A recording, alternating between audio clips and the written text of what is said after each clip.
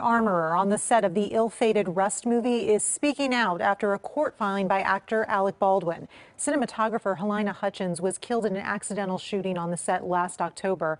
Yesterday, Rust armorer Hannah Gutierrez responded, saying she was never called to inspect a gun, as was protocol. She also says Baldwin had a duty to call her for inspection of the gun before any gun scene was conducted.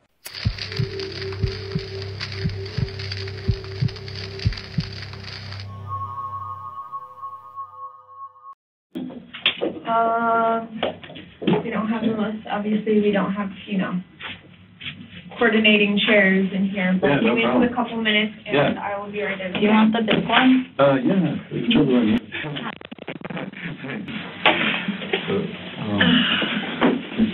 DNA is a big fingerprint. Oh, okay. Yeah. Oh, okay. So they take a little mouse swab, but okay, cool. And then Joel and her just kind of, I asked her, she said they've been taking, an hour or a little over an hour. So kind of want to figure, but it's going to be fine. Okay. Yeah. So I talked to your dad a little bit. And he was good. He was asking about you. He said, yeah, she's doing good. She's holding up. So I'm so happy. He wants to get back close. Good. The what? Close look good. Oh, yeah. Thanks. Yeah. Really good. That's awesome. Yeah. So you're able to stay here tonight, too, right? You don't have to drive back. I think I'm gonna drive back to Albuquerque, but yeah. Oh, good. Albuquerque, I mean, not all the way to... Yeah, no, not all the way. Yeah, I'll be fine for tonight. I'm going to be worried about that, because that's a long drive. Oof. Yeah. 4 hours in the dark? No, thank you. No, that's not good. Yeah. Yeah, the place to stop off would be Flagstaff, too, and, Flagstaff this year just come at you. Oh, I know. Scary. I've had that happen. I almost hit one, Definitely.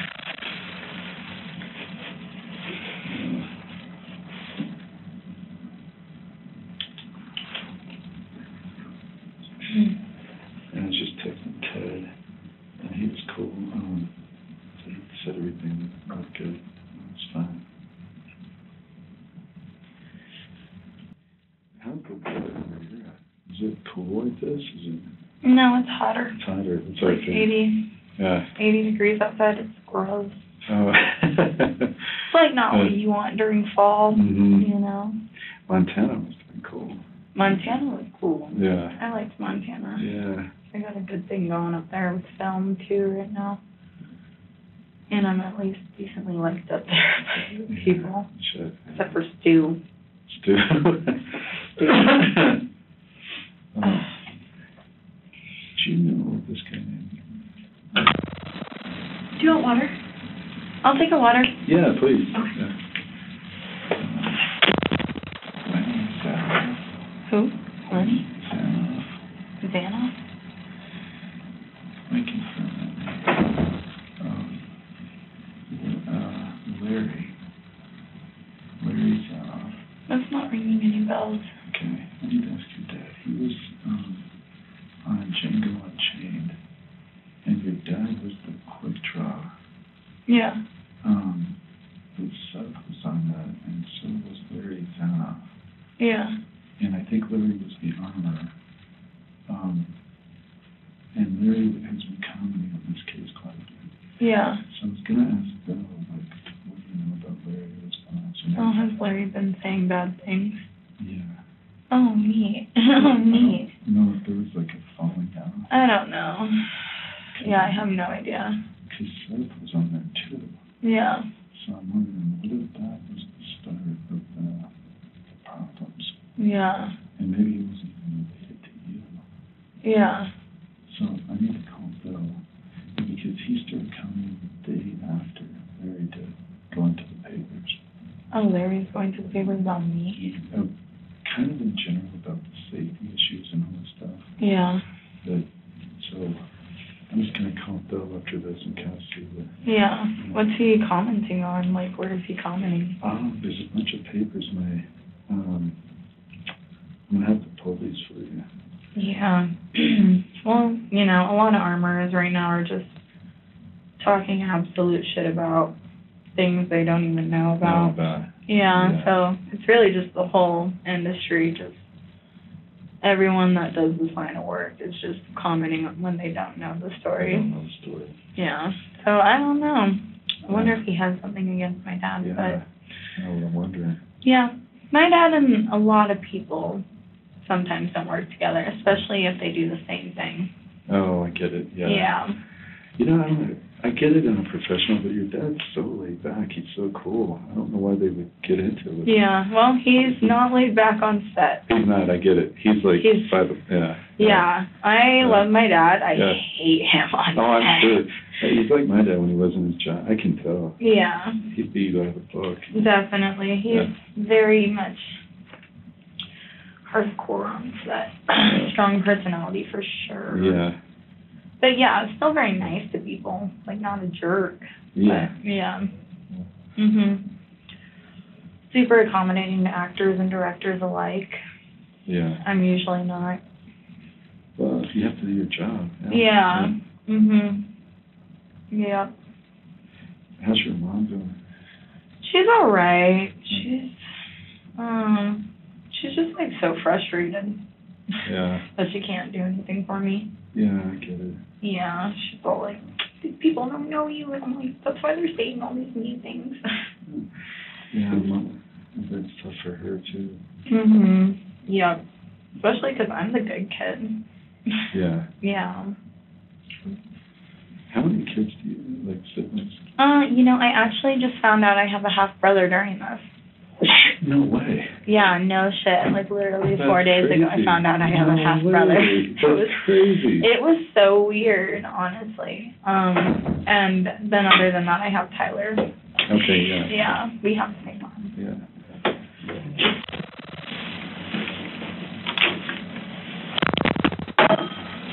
There you go. There you go. Thanks. All right, let's do this. Yeah. Where's Alex at? Sam? I said, where's Alex at? I'm Alex. Oh, really? Wait.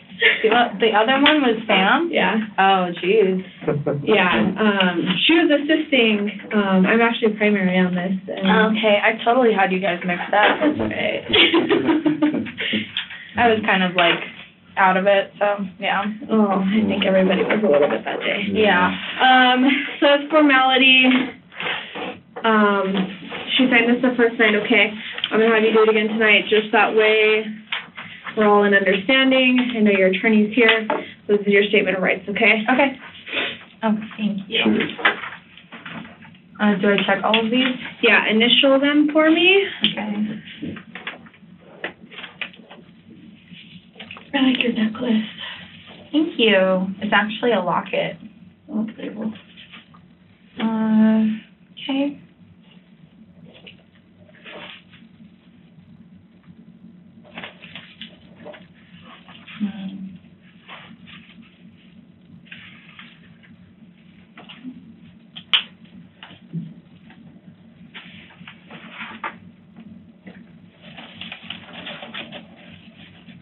Oh, what's the date? It was the 9th. Yeah. Jeez. Crazy. I don't even know what to do with this year anymore. Yeah, And I if you know. want to sign as one of the Sure. witnesses, and then I'll sign as the other.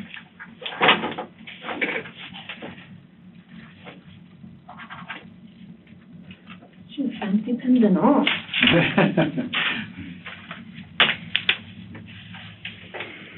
Can make some of those here, that way. If anybody asks, we can just say, Yeah. there you go. Every time.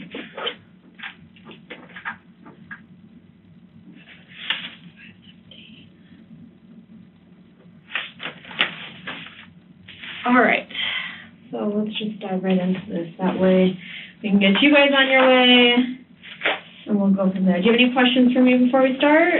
Either of you? No. How's your day?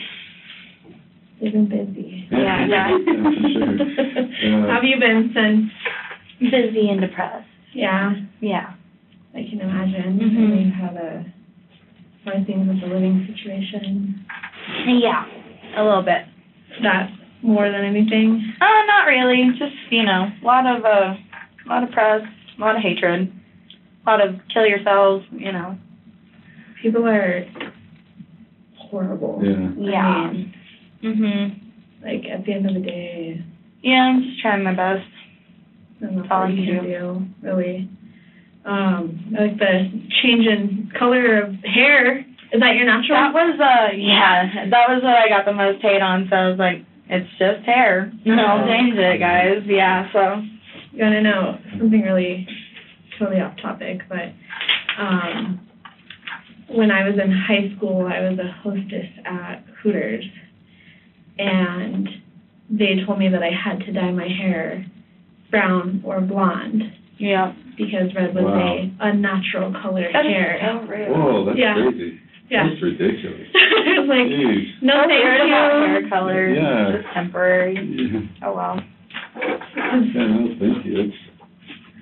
Yeah, I was like, red is my natural color. Like, That's weird.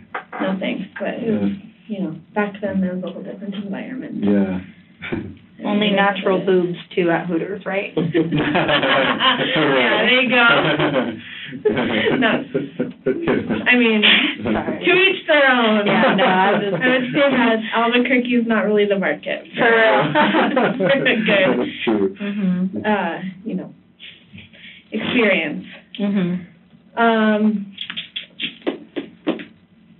don't think there was anything else that I had. Are you still living in Arizona? Yeah, I currently am. Kind of like mostly leaving the state right now, just because the press was getting nasty and everything, and it kind of dulled down after I left my house and everything.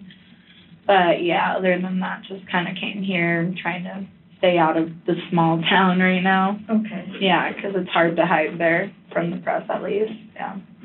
Yeah, well, I think everybody's having a hard time with that. It seems like the only person that's been able to avoid them mostly is Mr. Halls.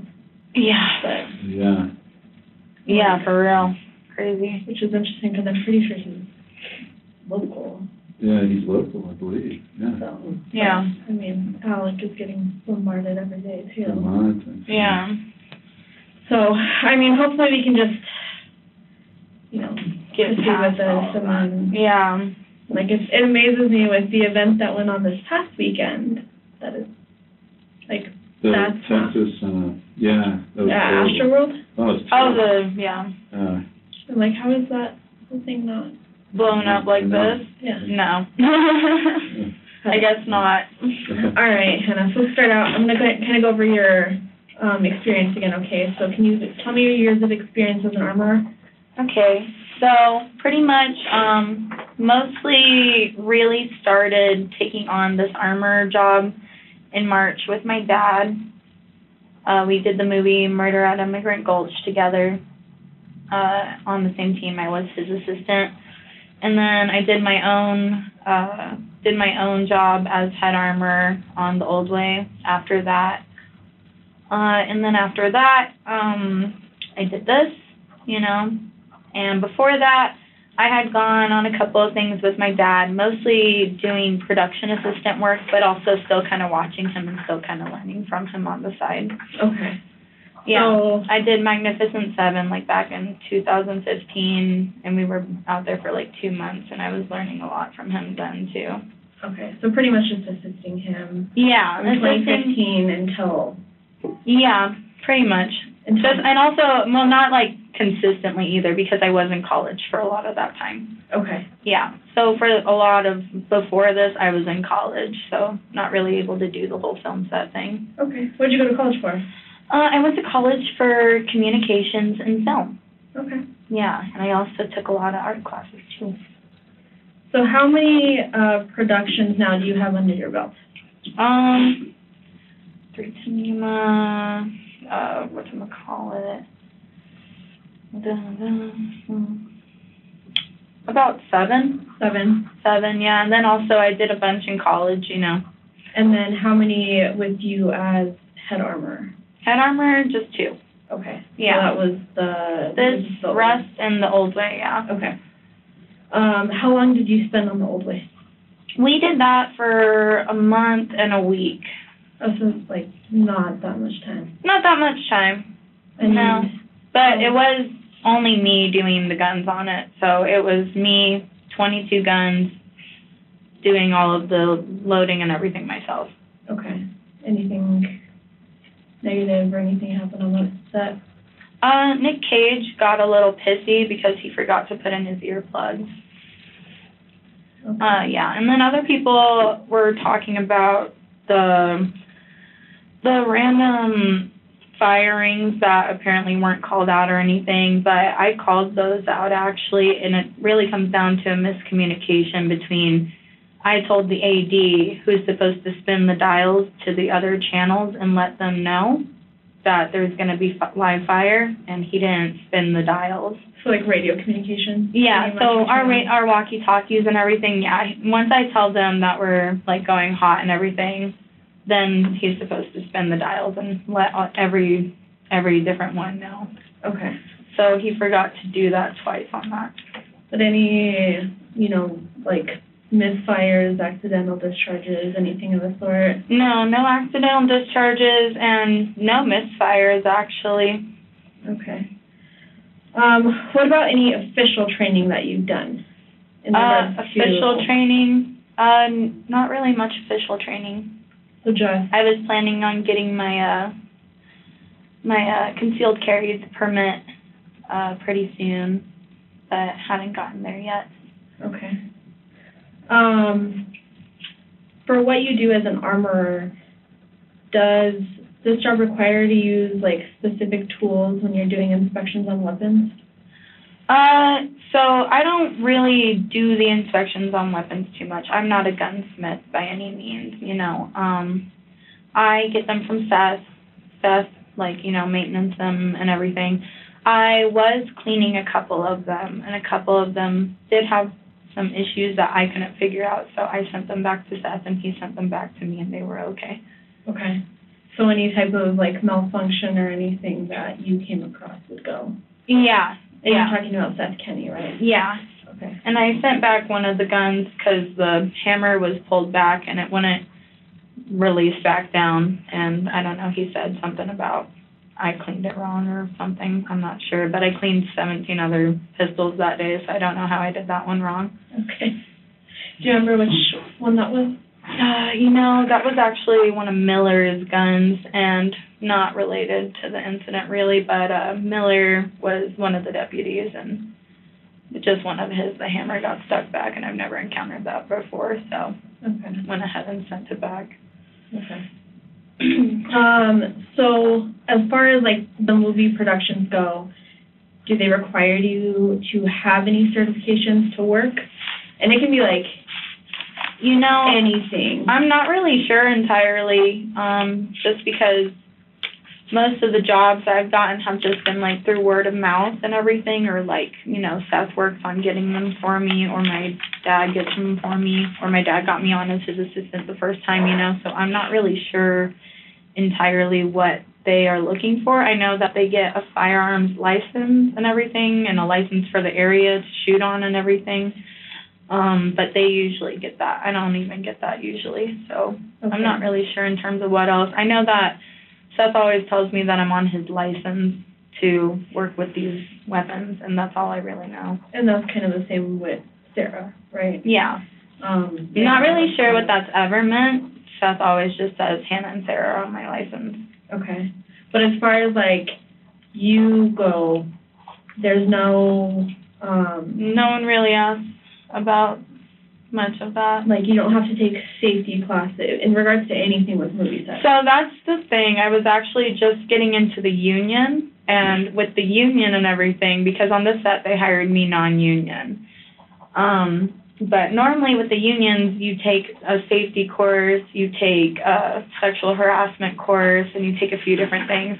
And I had, like, literally just gotten the paperwork and everything to get in that. And you need 30 union days on a union show before you can do that. And so I had 22 before this job. And so a lot of the days from this job were going to count towards that.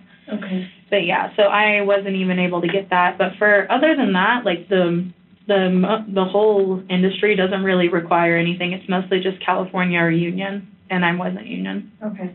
And so Russ wasn't like, like I obviously have to have a cert to be a cop. Yeah, no, totally. Take, like, every year I got to take, like, driving courses and shooting courses and everything like that. Yeah, no, totally. No, Russ didn't really ask me anything about that. They kind of just conferred it all through Seth. Okay. So I heard that you were hired to do a couple jobs on this set.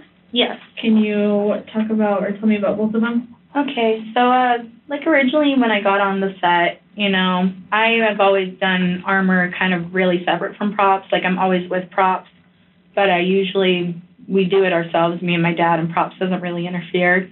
This is the only job that I've taken where I was heavily incorporated into props, and it's because originally they had hired me for armor and key prop assistant. And that's not just prop assistant, that's the key prop assistant. So that means more responsibility. That means I'm Sarah's second. Okay. In a lot of cases. So if there's an issue with props, you would go to Sarah, and then if there's an issue where Sarah isn't there, then it goes to me, and then we have our assistant, Nicole.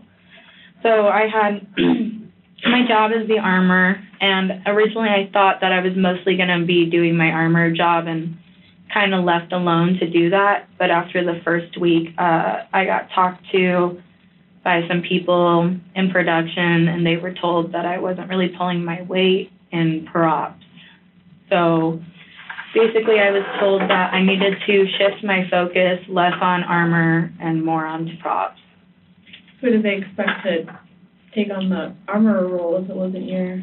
I don't know. They told me, they said, yeah, we hear that you're taking your armor job very seriously, but we need you to support props right now because props is also struggling. And I was like, okay, I'll try my best to do that. And they said, normally before that I would kind of just hang out in the prop truck and work on the guns and just kind of be in there doing my own stuff if there weren't any guns on set. But after that, they had told me, no, we want you on set. We want you as a present on set for props. Okay. Yeah, so was split up quite a bit. Can you give me some examples of what you would do, when you were assisting props? Okay, yeah. So normally, I kind of, for the saloon scene, I would just kind of be standing there, watching over the guns and everything, checking them for the actors as I brought them into the actors. That's just my job as the armor. With the saloon and everything, I'm pouring drinks for props. I'm running outside and rolling cigarettes. I'm, doing several different things and grabbing several different props and setting props up constantly. And so, yeah, when some scenes aren't exactly super prop heavy and sometimes they're just kind of gun heavy, and so in that case, I can, focus more on the guns. But sometimes I was split between running the guns and also dealing with the props. But Nicole, the assistant, tried to help alleviate that a little bit, but not every, she was pretty green, so had to step in a lot. Okay. Yeah. Mostly I thought that I was there doing props at the beginning just to help find everything because we got hired on a week before. And normally you hire the prop master a month in advance. Sarah got brought on a week before. I got brought on a little after her. And so we were just kind of running around that first week trying to find props. And then I thought after that, after she got the assistant, I'd be able to focus more on the guns. But then production talked to me and said that I needed to focus more on props. So. Okay. And who from production? Gabrielle Pickle, and also the head of the art department, Brian. Mostly, yeah, Sarah just said that I couldn't really support props in the way needed, so they were talking about possibly I was talking to them, and I was like, well, do you not want me to do props at all in this case and just focus on the guns? And they were like, no, we don't want Nicole stepping up and taking your position. We want you to step into this position, and we think it's a great opportunity for you. But really, I just got to do 2 jobs for less pay. Yeah. How did you feel about that added responsibility? It was a lot, but I'm super eager, and when someone kind of says, you can do this, then I'm just like, okay, now I have to show them, I can do this, you know? So ultimately, it was frustrating, but at the same time, I was like, all right, got to go and kick ass in props now, I guess, too. Yeah. Did you ever have, any time that specifically pointed out to you where you felt overwhelmed by doing those? Well, props we were told a lot, you know, that we were kind of lagging, and, like, the wranglers would kind of shit on us for not propping up horses soon enough, or, like, not getting actors propped up soon enough. So props was definitely struggling. And then after that talk I had with Brian, I went to Sarah, and I was like, I'm not, like, pulling my weight, you know? And I tried to talk to her about it, and she was like, yeah, I didn't mean to, like, be a jerk about it. I just wanted to let them know that I needed more help in the department. And so we talked about it, and I was like, well, that's cool. Just maybe next time go ahead and talk to me first before going to Brian and Gabrielle. Do you know why they didn't utilize Nicole more? We definitely did utilize Nicole, but ultimately I have a very strong personality. And also, a lot of the times, like, my personality would even be stronger than Sarah's in a lot of respects. And a lot of people were already kind of gaining respect for me, like, in terms of, like, you know, the wranglers and everything. And I'm just good at meshing with other departments, you know. So they wanted me on set more just to kind of, you know, be a presence of props and really, you know, kind of just be a demanding force. Okay. Yeah. Did you ever express to them at any point if you felt overwhelmed?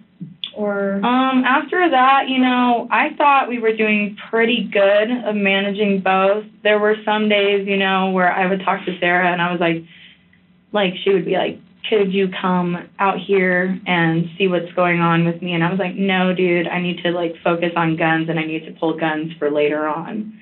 And she would be like, well, you're the second. I think you should be here with me on set to watch this. And I was like, there's not a lot of props out there. I'm going to be here doing the guns. Okay. So there was a couple of times, but I also kind of really held my ground on not, you know, spreading myself too incredibly thin. Or getting overran by others. Yeah, exactly. Because you kind of just have to, you know. But ultimately with higher positions, sometimes you get ran over. Okay. Who hired you for Rust? I believe, I'm not really sure. Seth just texted me and he's like, you got the job, prop assistant, so-and-so. I sent him my resume, and Sarah sent it in, and I think Roe approved it. And yeah, so Sarah hired me, Roe approved it. Okay. So it's not like a typical hiring process for a job where you have to go in and... Yeah, no, there's no real interviews, like, any time in film. Film is a very weird industry. Word of mouth. Word of mouth, by all means. I think it's so weird how, like, secretive it is almost, you know? Like, it's really hard to get on anything unless you know somebody. And if you stop working for a while, it's, like, almost hard to jump back in it. Yeah. Yeah. It's really weird. You can't just, like, look up, like, film jobs in your area and then go and apply. That's not a thing. Yeah. I really wish it was kind of like that. That would probably, that'd be a lot better. But right now there's just such a media surge, especially, that, you know, they're just kind of getting on anyone that they can bring, really, because the media surge with all of these different, like, the networks and everything coming out with their own little internet things, it's making everything, like, boom right now, like crazy. Yeah. I know you had talked about how you were in the process of becoming a union member. Yeah. With which union? I was working on becoming a union member with the Local 44. Okay. That's the oldest and longest established union, and it's also the one that my dad's a part of, so... Is that, like, international, or? I'm not really entirely sure. I know it's mostly California. You know, each union is kind of specific to the area. I think that one is the most put together one, and it's definitely the most active one, which is why I was trying to be a part of it. And I had already actually started the, like, kind of OSHA safety one a little bit after this, actually. So I had already been starting that. Okay. Because I just got in, like, a little bit before that into the program. Okay. Mhm. So as far as your employment on Rust, were you hired on a contract, or how? I was hired on a contract. Yeah. You know, the contract wasn't really specific to the job per se. The contract was just like regular employee contract. Jason has a copy of it. Okay. Is there any way I can get a copy? Sure, yeah, I'll send that. Yeah. Besides you and Sarah and Nicole, were there any other armorers or prop masters or anybody brought onto the set at any time? I don't believe so. Not anyone brought on the set. I don't really know if Seth ever came to set, but he was the mentor on the paperwork and everything, and he was, like, where we got most of our stuff from. Okay. Yeah. But no one else ever worked with you guys? They didn't do, like, a late hire?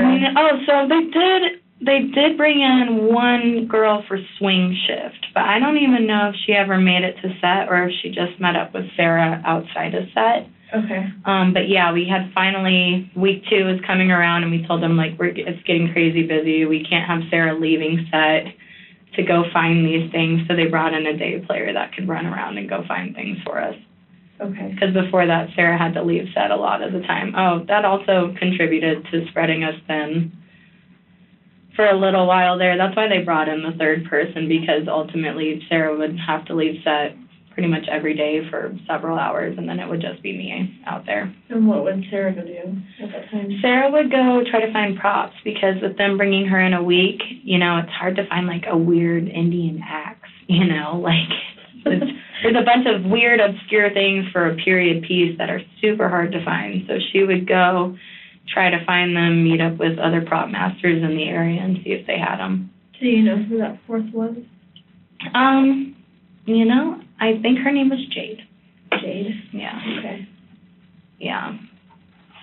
I was hoping for her to come more on set, but yeah, they just hired her as a day player every now and then. Okay. Okay, so as far as, and I know some of this that we've talked about before, some of it might be a little bit redundant. It's okay. But just trying to cover all bases. So, again, who provides the ammo? So as far as I'm concerned, me and Sarah, we went together and we picked up the ammunition and all the weapons and my leathers from Seth Kinney in Albuquerque at his shop. Yeah, we got 2 boxes of ammo, I'm pretty sure, that day. And then as we went on in the show, there were a couple of times that we needed more. So Sarah and I would text him, you know, that we needed more, and occasionally Sarah brought in more ammo from Seth. Okay. Those 2 boxes that were originally supplied, were they blanks or dummies? Originally supplied. You said that you picked up 2 boxes of ammo. Oh yeah, so I think there were. You mean like boxes, like the white boxes? No, they were like bigger boxes. Okay. For sure. Yeah, no, a lot of them were. There wasn't a lot of dummies in those really much at all. There were some dummies, you know, like obscure dummies that we couldn't really get, like the 50-70 rounds, you know. I don't know if you're familiar with those. Those are big rounds. They go in the trapdoor. So we had some of those dummies with it. But in terms of 45 long Colt dummies, I don't think there was a lot of dummies in there. And so I asked Seth about it, and I said, hey, like, where's all the long Colt dummies? Because the 45, you know, 45 ammo is, like, different than 45 long Colt. So we didn't exactly, I couldn't find that. So he told me to check the dummies that I had from the last show, because he got me those ones and everything. And so I went back through a bag that I had. This bag had like a bunch of loose dummies in it. And I went through and I checked all of them and I put them into 2 boxes. And so we had 2 boxes of 45 long Colt dummies that were mine from the last show. Originally. Cage. Yeah. Okay. And I had just brought those off of the old way, and they were in my car for like 2 weeks. I jumped right off of the old way into this. I was barely home for like a week. Okay. So, yeah. But he told you to check your supplies. Yeah. And what you had to take it. Yeah. So he authorized you to bring. He authorized me to bring, dummies. Okay. And then also there was one time where he didn't give us any eighth loads, and I had 1 box of eighth loads, and so I was like, I'm gonna use my box of eighth loads, put it on the invoice, and I would have received money for that. For blanks. For blanks, yeah. Eighth load blanks. Okay. Did you ever get recompensated for this? No, I don't really plan on it, given the circumstances, because usually that goes through Seth, and then Seth kicks me down with whatever. Okay. Yeah. So, how many rounds, and 2 boxes is, kind of hard for us to, we're just trying to understand, so how many rounds would you say were supplied at the beginning? Mind if I check my phone really quick? I think Seth, sent me a picture of, it written on cardboard or something. Okay. Or actually, if you look at the boxes, I think the boxes... On the flap? Yeah, on the flap should say it. Okay. Did you see that at all? Yeah. I don't. Okay, that's what Seth showed me. So that same thing, that's what should have all been in there. Okay. And so you and Sarah picked it up at the beginning of production. Yeah. From Albuquerque, brought it to set, and then... Yeah, but we couldn't exactly bring it to set right away because they hadn't had the prop truck ready for us, so we had to leave it. She had the guns in her car in Albuquerque. I had the ammo in my trunk at the hotel, and then we just took them to set the next day. Okay, so it was less than... Overnight, yeah, just overnight. Period. It wasn't multiple days that's Multiple days of what? I was just going to say, for Sarah to keep all those in her vehicle in Albuquerque, that's a bold move. Well, and it was only one night, and she had a garage. Okay. So that's why she was like, do you want them to go with you or me? And I was like, you have a garage, Albuquerque, though. Oh, I know. I told her. Seth was all like, get those and get out. And I was like, hell yeah. So when you guys brought additional rounds on the set, or additional boxes, or needed more, how did those get delivered? Sarah brought them in most of the time. I never saw Seth after the first time that I saw him before the show. Okay. So did Sarah, she went and picked them up from Albuquerque, or how did she get them? She lived in Albuquerque, so most of the time she would just run and grab them. Okay. Yeah. I'm not sure if she got any more from anyone else. I had heard that some of the dummies were borrowed from someone. I don't know. She said, don't lose any of these because we have to give them back. And I was like, okay, they fall out of the gun belt and everything, but I'll try not to lose them. Okay. And then how much did you supply of your own? Of my own dummies? Yeah. Just the 2. And we mostly went through those right away just because 2 boxes, 2 of the little boxes. Not big boxes, just the little boxes.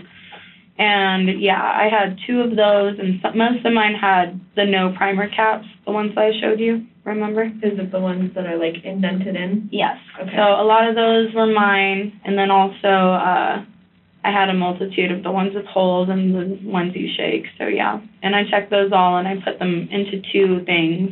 Okay. Myself, yeah. Do you remember what those boxes look like? Yeah, I do. They usually say JS on them. Okay. This is one that my dad sent me. And mine are usually beat up pretty bad. They're very dirty and gross, usually. Okay. Do you know what the JS stands for in them? Joe Swanson. Okay. Have you met Joe? I have not, but him and my dad are pretty good friends. Okay. Yeah.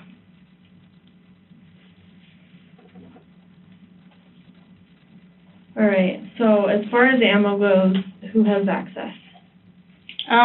They stay in the truck. The only thing that's in the safe is the guns. So, yeah, pretty much, I don't know if they locked the prop truck at night or what happened with that, but, yeah, so pretty much just me, Nicole, Sarah, and the first week we did share that prop truck with locations. Okay. But other than that, the prop truck, would kind of be open most days just because we're running in and out of there. And sometimes, ammo is underneath on our cart, just chilling there usually. Like on the floor of the On the cart? the cart. Okay, on the second shelf. Yes. Yeah. Okay.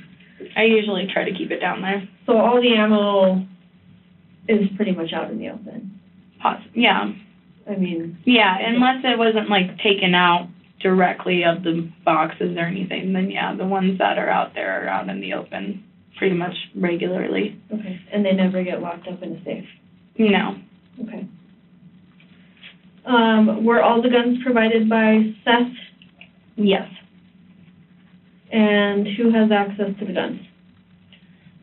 Sarah and I believe Nicole kind of knew the code, but I don't think she remembered it most of the time. Okay. Yeah. Did she ever remove the guns from the safe? I had her put them away sometimes. Okay. Mostly just because I couldn't leave set.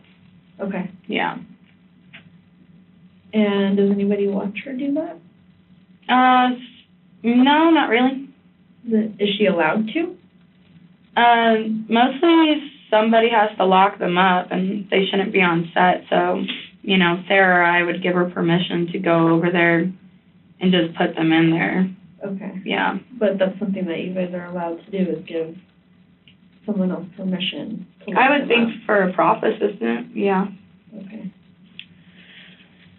She only put them away ever. So who all has the ability to lock the safe? I mean, anyone that has arms, like, can close it, you know? Is that you don't have to punch in the code again to lock it? No. So you turn the knob and it's done? Yeah. Okay. What about the truck? Who has the ability to lock the truck? You know, none of us lock the truck ever. We figured that's kind of like Transco's job. We don't have locks for the trucks normally. I know some prop masters lock up their own trucks, but yeah, not really sure. We kind of just closed ours up every day. Okay. Do you know? I don't know if Transco ever locked it. Okay. Do you know who was in charge of that truck? Not specifically. Okay. I don't remember his name. It was a male, though. Yeah. Can you describe him? He was a sweet old Hispanic man with a nice mustache. Okay. Mm-hmm. Have you said midweight? Midweight. And he was the one primarily in charge of that truck? Towards, like, the second week, yeah. Before that, we kind of just had random people moving it, and then eventually he got assigned to us, pretty much. Okay. Yeah. In the mornings, when you got there, was it ever locked up? No. Okay. So you just walked in and pulled the handle. Okay. What about the back of it? I know it's got one of those big... Yeah, that's what we normally did. Yeah, we just closed up the side and we would unlock the handle. We figured it was usually getting watched by security. Do they just have security, and it's okay if you don't know, but do they just have security at that front gate there, or do they have... I know that I've seen some security around other parts of set, like just in a car, but that was mostly after the incident and everything, and it was just a car near the church. Okay. So that's really all I know about the security measures. All right. So you'd say, as far as ammo goes, it is common to have it outside of that safe? Yeah, no, it's super common to have it outside of the safe. Okay. Who loads the ammo into the guns? Me and Sarah. Okay, you both load them. Yeah. And who loads ammo into, like, the bandoliers or the belts and... That's me and Sarah again. I think Nicole helped us a couple of times shaking them. Okay. Yeah. Did she ever, like, actually load them, or did she just shake them and say they're good? And she would shake them and put them into the belt with me. Okay. Yeah. Do you know how often, or should I say, when did you guys put the ammo in the bandoliers? A lot of them already had it in there. So, from the last Nick Cage set and everything. So, still check those ones out and everything, but we, of course, had a couple more that we had to, like, switch around and everything. So, mostly the whole first week, we were switching them around. And then after that, we did have a couple more characters come in with different, you know, waist sizes, so we would have to, like, put them in other belts, too. So some of these belts already have rounds in them? Yeah. Okay. Do you remember which ones? No.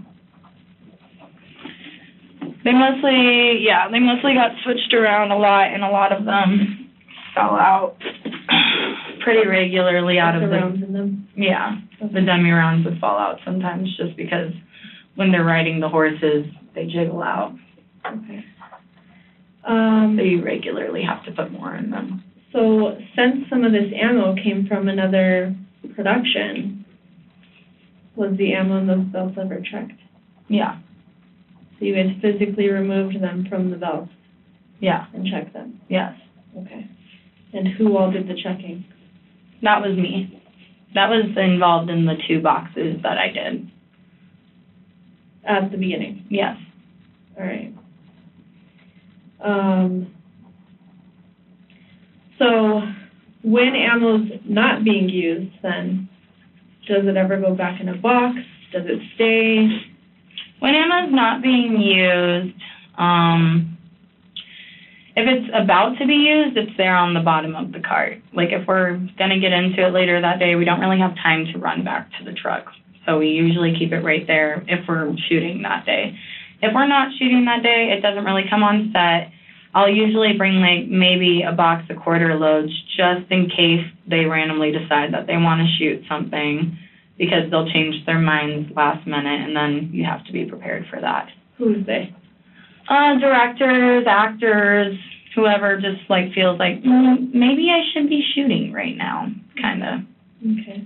So when you go to unload the belts or the guns, anything of the sort, does it go back in a box? The belts?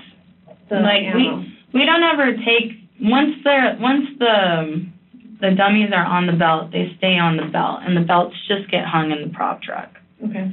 Like, yeah. And then for the guns and everything, yeah, we take all the dummies out if it's dummied up, and then, of course, we take the blanks out, too.